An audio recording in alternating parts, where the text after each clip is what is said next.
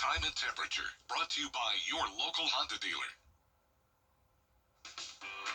It's time to play America's favorite jackpot game. This is Powerball. Good evening, America.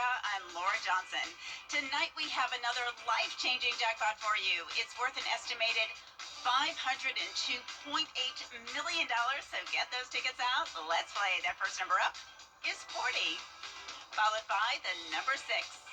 Tonight we're going to meet Ernest Clemens, who won $50,000 playing Powerball. Congratulations, Ernest. Now for the rest of those numbers, we've got 16, 33, rounding it out with 62. Your Powerball number tonight, good luck everyone, is 2, and your Power Play multiplier is 2. Right now on News Channel 6 at 7, a Georgia senator is claiming that women and children are being abused in immigration detention centers. Details of the investigation. Also ahead, fee increase discussions in Augusta will have a preview of tomorrow's vote.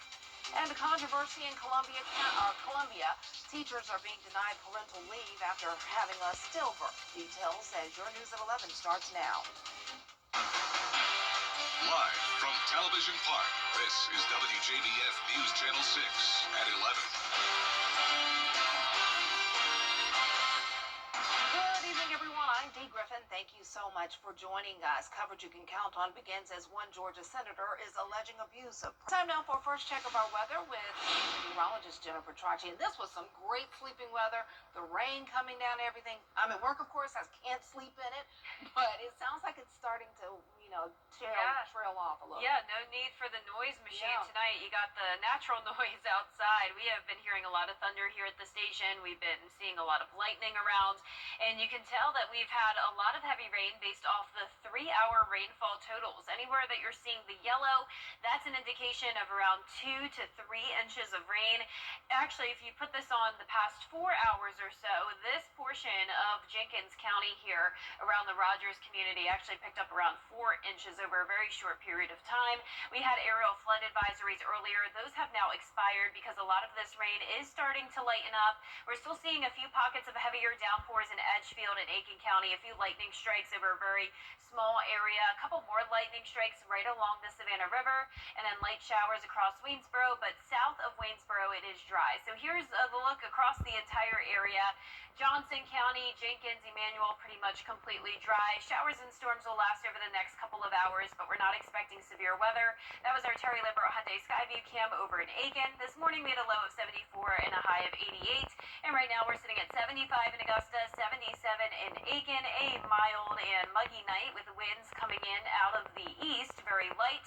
Calm winds tomorrow morning, and we'll get down to around 72 degrees. It'll be dry and mostly cloudy, but more rain is in the forecast tomorrow. I'll have a look at your futurecast coming up, but back to you, Dee. All right, thanks so much. We'll see you in a few minutes. A South Carolina lawmaker says he's heard from teachers who say they were denied parental leave after having stillbirths. Representative Neil Collins says this is against the law. In 2023, the state passed a bill to give new parents 6 weeks of paid leave. Collins says some districts are interpreting that to mean it only applies to births where the child survives. It's unfortunate that we have to clarify this in the statute for certain interpretations, but I look forward to making it clear that qualifying event of a stillbirth does qualify as a burden. Representative Collins says a legal opinion from the Attorney General would arrive in the coming weeks, and he plans on filing additional legislation to clarify these terms. Augusta leaders preparing for major decisions that could cost you money. City leaders facing votes on changes to street light and trash fees, the next SPLOS, and a proposed property tax increase. George Escala has the story. For Augusta leaders, there's no road left to kick the can down. We have some important decisions, some that have been deferred by former governing bodies, but we're up to the task. On the plate Tuesday is the final SPLOS project list.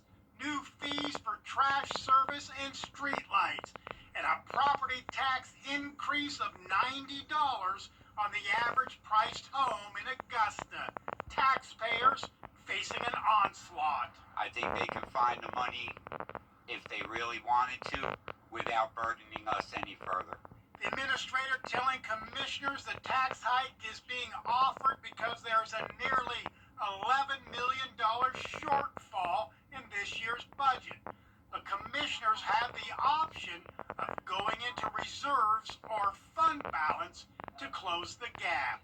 Fund balance is there for emergencies and for unexpected costs, so it would not be out of the ordinary to utilize your fund balance this time and then make some adjustments as it goes on for your next year's budget. The mayor's saying he will not vote to increase property taxes. Not going to support it at all, George. I believe that we now have to tighten our belts.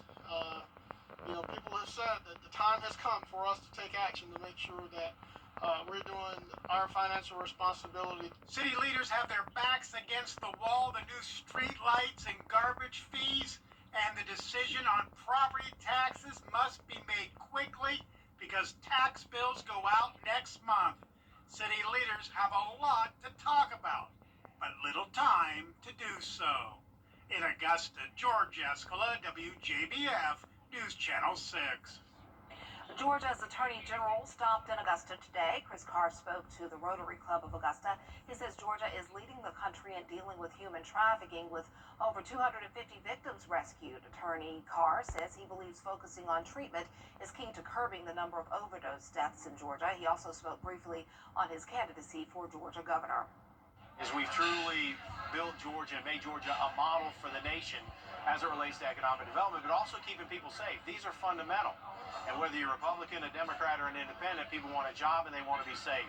So we're going to continue to focus on that. We're going to continue to focus on human trafficking, gang violence, organized retail theft, but also we got to focus on the mental health aspect of this and make sure that we get assistance, particularly for our sheriff. Attorney Carr says he filed an ethics complaint and federal lawsuit against Lieutenant Governor Burt Jones to hold him accountable to abide by the same rules that apply to everyone. Well, there's another name on the list of people running to become the next Lieutenant Governor of Georgia. Today, State Senator Blake Tillery kicked off his campaign at Daniel Field in Augusta. It's part of a statewide flyover tour to tout why he believes he's better than the other candidates. Tillery says he'll make changes for the better if elected. One of the big things that I want to do is eliminate Georgia's state income tax. I believe that Georgia families are feeling the pinch at the pump. They're feeling the pinch at the grocery store. Working families are definitely feeling the pinch on child care. And if we can eliminate Georgia's state income tax, we can give them a 5% raise overnight. Current Lieutenant Governor Burt Jones is running for governor of Georgia. Well, golf carts and safety. How a recent accident is once again raising concern after Geno's forecast. And we're still going to be tracking rain tomorrow with the threat of minor flooding, and we're also tracking the tropics. I'll have the latest on Tropical Storm Erin after this break. Goodbye, everybody. I'm out. At Burke Health, it's all about getting better in every aspect of your care. From top-notch surgery and orthopedics to cutting-edge technology and patient experiences, we're dedicated to one thing, your well-being. With our commitment to excellence, quality facilities, and amenities that ensure comfort and better long-term results. Experience the difference and discover what it truly means to get better with Burke. The Live Viper 6 Skyview Network, sponsored by Terry Lambert Hyundai. Now, your most accurate forecast with WJBF Live Viper 6. Welcome back. It is a rainy Monday night. Widespread showers and a few weak storms happening now across the CSRA, and those storms are really up in our northeastern counties now, around Edgefield and parts of Aiken County. Along I-20, we have some heavy rain, thunder and lightning going on now around Edgefield and Johnston. Then down towards the south, southern Burke County now drying up. Same thing in Jenkins County, where they picked up around 4 inches of rain earlier. So we will continue to see showers until around 1, 2 o'clock in the morning at the latest. No threat of severe weather, though. Just nice sleeping weather, like Dee mentioned. Here's a look at our Terry Lambert Hyundai Skyview Cam. It's soaked out here over at the Momentum Center in Aiken. 75 degrees, winds are calm, dew points are high, and we can see around the CSRA we're seeing anywhere from the low 70s through upper 70s, and even still 80 degrees in Sylvania. So we have this trough of low pressure across the area that's bringing showers and storms to the CSRA and all the way up towards North Carolina and down towards Florida. For us to tomorrow. It's going to be another rainy day starting in the afternoon. The morning will be dry, though, and mostly cloudy, getting to 72 degrees, and then we'll warm into the upper 80s in the afternoon. Another threat of minor flooding tomorrow, especially for northwestern counties. That's where there's a slight risk of excessive rainfall. All of us have the threat of seeing some minor flooding, though, in those poor drainage and low-lying areas. And we're also warming up a little bit. So today we got to 88 degrees. I'm expecting the same thing tomorrow. Then we're going to be at 90 on Thursday and 92 on Friday. So it's almost been 2 weeks of temperatures well below normal, but we're finally getting closer to a summer-like pattern, but still not expecting any significant heat or a heat wave anytime soon. But here's our future cast tonight at midnight. Showers and storms move off towards the east. Like I mentioned, by 2 a.m., a few showers lingering, but at that point, no strong storms. And then we'll be dry when you're headed out the door on Tuesday morning.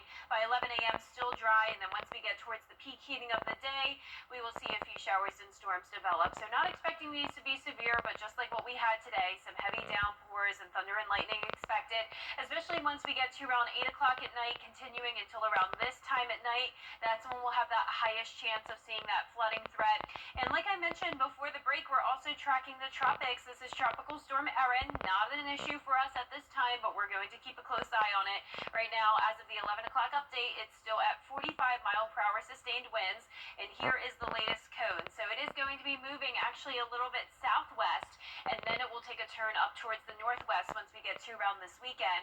And it's going to reach hurricane status by around Thursday morning. Then will likely be our first major hurricane of the season. So this is a strong one, no doubt. Now the hope is that, of course, it continues to turn up towards the north. Maybe an issue for Bermuda, but hopefully we'll stay away from the east coast. But once we get towards this weekend and early next week, we are really going to be watching that closely. Now our temperatures tonight will be in the lower 70s, right on track with average. Highs tomorrow still around 5 degrees below average, 88 in Augusta.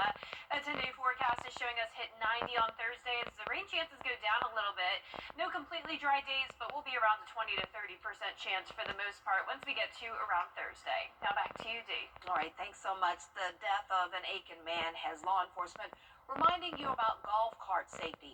86-year-old Ronald New was killed after his golf cart crashed into a ditch. It happened around 1 a.m. Saturday at the intersection of Powell Pond Road and Scotch Lane in Aiken. Law enforcement says while golf carts are slower than motor vehicles, the basic rules of the road still apply. Don't chance to be patient before you're crossing into, entering into a traffic lane, things like that. Don't operate while you're under the influence, things like that. No distracted driving, texting while you're on the golf cart. Make sure you're fully aware of what you're doing when you're operating this golf cart, especially on these public streets. State law requires golf cart drivers to be at least 16 years old with a valid license and can only drive during daylight hours.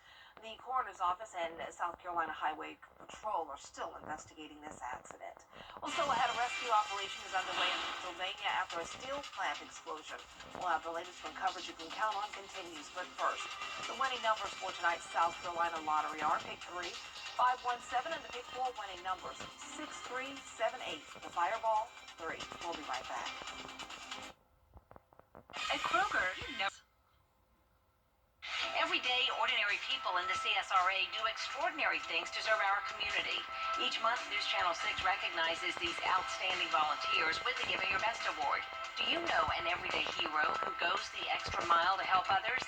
Nominate them for the Giving Your Best Award by visiting WJBF.com and filling out the entry form. Sponsored by Science Co., Beat Block Augusta, Security Federal Bank, and News Channel 6. Why call Advanced Air Technology for all? The WJBF Live Viper 6 Skyview Network is sponsored by Terry Lambert Hyundai. Low prices, big selection, and committed to quality customer service. Now, WJBF sports coverage you can count on. Well, last week we announced the head coaches who will lead Border Bowl 13. Greenbrier head coach Sean Tiernan representing Team Georgia, and Silver Bluff head coach Matt Hayes for South Carolina. Now, they both shared their thoughts on this opportunity to coach the best of the best in the CSRA. It's a great honor to be able to represent the state of Georgia. Been watching this for a long time since y'all started doing it. And to have the opportunity to be the head coach is a great honor. Coach Tiernan has worked as a Border Bowl assistant coach, so he knows exactly exactly what type of player he's looking for to represent his team in January. These kids that are off for about a month and a half, in between the time that the season ends and the time they play in the All-Star game. So we're looking for kids who are going to be out there that their coaches feel like they're a physical, competitive group. Not only competitive, but a team that can dominate in the trenches. About the line of scrimmage, that's the biggest thing. And like anything else, finding the best offensive defensive line possible. Last year we had a really good group of guys. As for Coach Hayes, he was a young assistant coach when Border Bowl first started 13 years ago, and now has the chance to lead Team South Carolina. Evaluating the players that's in this area and how they fit kind of together, and then coming up with the practice schedules and all that stuff. So I'm excited about the logistics, but also working with coaches and those players for a great cause. It's a great opportunity. Hayes isn't only seeking high-performing athletes, but how they present themselves in practice. The film shows what it shows, and film rarely lies, and so you're looking for those talented players at the position. And then there's a trust factor with the coaches. You will reach out to those coaches. Do they show up on time? Do they want to be coached? Do they take coaching? Do they want to better their craft? Despite the players coming from different schools, Hayes believes they all have one common trait. I always said you can see all of them together at one time. What kind of talented team that is, and when you pull them from small school districts, small schools, and big schools, and they kind of come together, but they're all very, very similar when it comes to being competitive. Well, Border Bowl just about 5 months away, but in the meantime, schools like the Aiken Hornets getting in some preseason scrimmage. First-year head coach Steve Hibbets and his staff looking to turn around this program from its 1-9 campaign last season. They're taking on Timberland. Now Hornets driving Tanner Padgett with a shovel pass to Darius Walker, who takes it to the house down the sideline here for the Aiken touchdown. His teammates all running down the sideline with him in excitement. Then Aiken gets the ball back here on offense, and it's running back Mike Francis who punches it in here for 6. They fall just short to Timberland, though, 16-15. Now, the AP Top 25 preseason poll just released today with the Clemson Tigers coming in as the 4th-ranked team in the country. The Georgia Bulldogs right behind them there at number 5. And then coming in at 13th, the South Carolina Gamecocks. Clemson and Georgia kick off their season August 30th, while South Carolina the 31st at Mercedes-Benz Stadium. That's it for sports. We'll be right back. Attention viewers, CW6 is now available today on Fubo. It's never been easier to watch all your favorite CW shows, sports, talk, reality, and so much more. CW6. Watch it today on Fubo.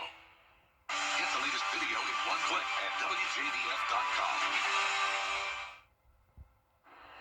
Gen X kids had a television PSA warning them not to lick 9-volt batteries. Well, now there's a snack to help you remember what that battery tasted like. Ew. The Dutch brand Rewind is calling their new battery-flavored tortilla chip the forbidden taste of childhood curiosity. Rewind assures customers no actual battery components were used to create the metallic taste, only edible ingredients. That's just gross. I remember what those batteries tasted like. That's just nasty. I didn't know that was a thing. It was. I hate to say it was. That's our report for now. Thanks so much for watching. Don't forget to wake up with Barkley, Mary, and Dawn. Good night.